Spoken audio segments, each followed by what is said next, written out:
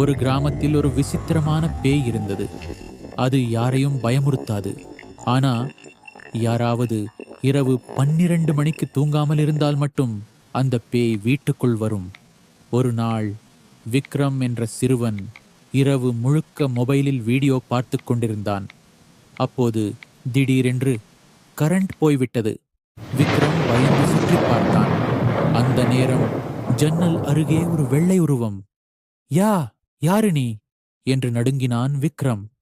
அந்த பேய் மெதுவாக உள்ளே வந்தது. விக்ரம் போர்வைக்குள் மறைந்தான். பேய் அருகில் வந்து மெதுவாக சொன்னது, ப்ரோ, வைஃபை பாஸ்வேர்ட் என்ன?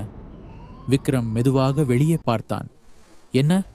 என் வீட்டுல சிக்னல் கிடைக்கல, யூடியூப் பஃபர் ஆகுது என்றது பேய்.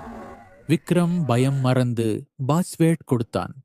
அதற்கு பிறகு தினமும் இரவு அந்த பேய் வந்து, இன்னைக்கு எந்த ஹாரர் மூவி பார்க்கலாம் என்று கேட்கும். இருவரும் சேர்ந்து படம் பார்ப்பார்கள். ஆனா ஒரு நாள் மட்டும் பேய் மிகவும் கோபமாக வந்தது. என்னாச்சு என்றான் விக்ரம். பேய் கோபமாக சொன்னது, நீ நேற்று வைஃபை பாஸ்வேர்ட் மாத்திட்டே,